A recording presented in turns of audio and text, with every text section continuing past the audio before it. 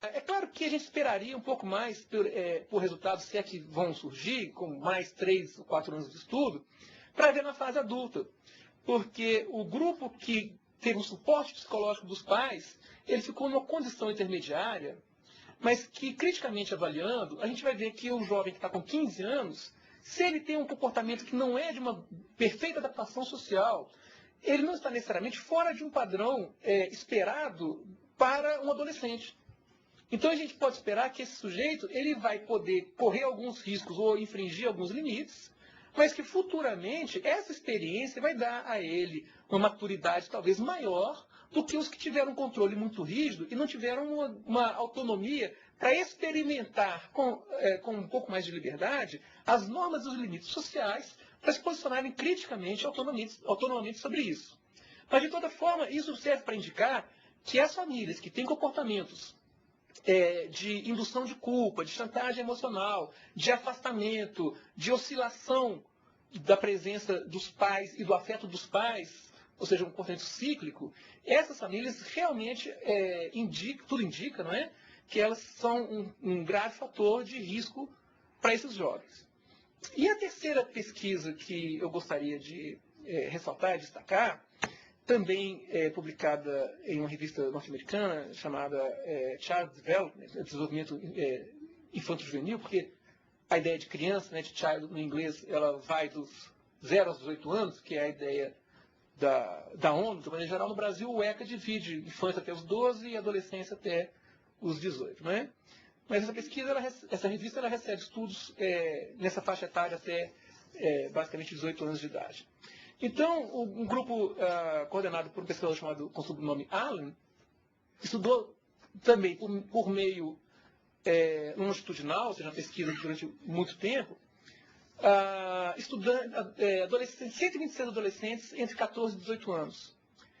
E estudaram a segurança afetiva deles de acordo com as relações de apego com a mãe na infância. Ou seja, compararam os comportamentos, as atitudes, os vínculos desses adolescentes com o padrão de vínculo amoroso que eles tiveram nos primeiros anos de vida com as suas mães. A variável foi a relação com a mãe, especificamente. Então, a gente nota que é interessante essa ideia de uma segurança afetiva na adolescência como resultante de um vínculo infantil, de um vínculo bem mais remoto, indicando que as relações de apego positivas entre mãe e bebê ou mãe e criança na primeira infância, elas podem vir a ser um fator protetivo determinante para o sujeito quando ele chega na adolescência, determinando, inclusive, o tipo de pares ou de pessoas com as quais esse adolescente vai se relacionar. Então, a gente vai ver que os resultados indicam que a segurança psíquica do adolescente está ligada à boa relação com a mãe, na qual se possa ter independência de pensamento e de fala, contando com um desempenho materno de boa sintonia e de apoio consistente. O que vai nos permitir considerar aquela pesquisa anterior e pensar que se o adolescente não tiver necessariamente um controle muito rígido do comportamento, isso não vai ser um determinante para que ele não tenha um padrão socioafetivo saudável. Não é? A gente pode considerar que alguns pequenos desvios na adolescência vão ser menos significativos do que um histórico de um apoio psicológico da mãe desde a primeira infância. Mas, Bernardo, nós estamos aqui elogiando, você está elogiando a pesquisa, elogiando o papel da mãe, essa relação afetiva, sobretudo nós chamamos da infância, da criança. Não é?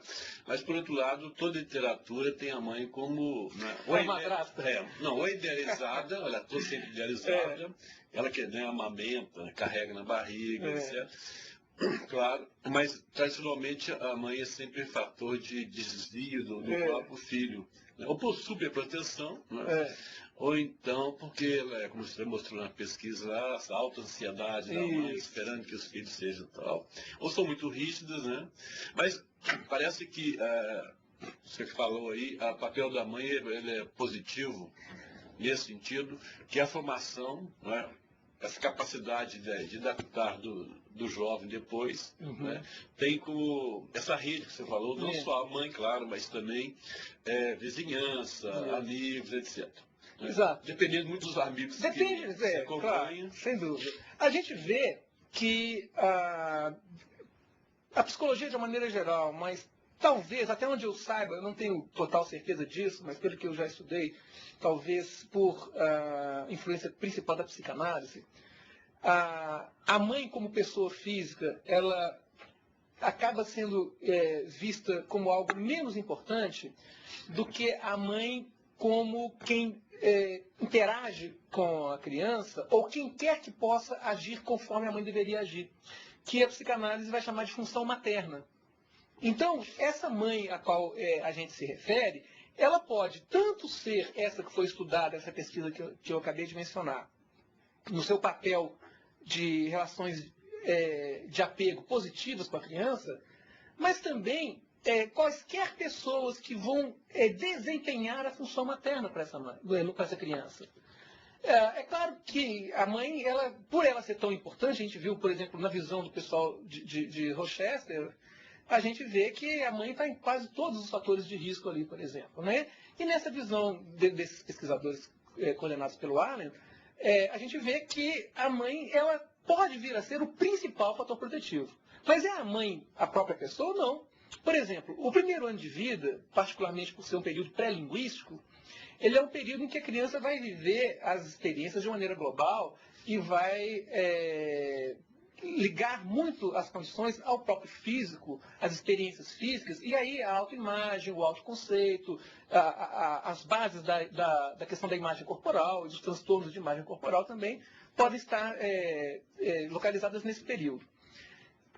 O pai, o avô, a avó, os irmãos, todo mundo que agir nesse período positivamente para a criança, vai agir conforme uma função materna.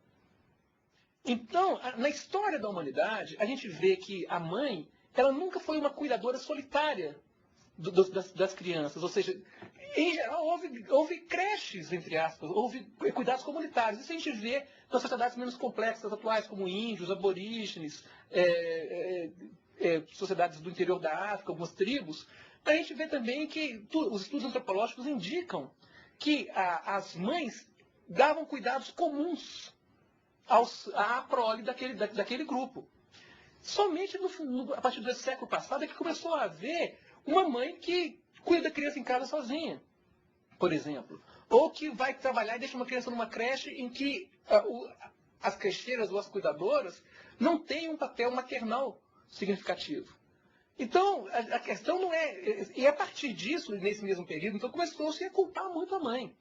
A questão não é... A mãe não tem a responsabilidade de dar conta de tudo sozinha. Não é? Ou seja, é importante que a mãe disponha também de uma rede socioafetiva e também que o pai ou os familiares e os irmãos possam ter alguma competência para ajudar no desempenho dessa função materna, que sempre foi algo compartilhado na história da humanidade, mas que agora, há pouco tempo, não tem sido mais. Né? E também tem certas culturas onde a família não tem importância. A criança já aprende desde tem idade a ser independente, vai para a escola sozinho, resolve seus problemas. O pai e a mãe não são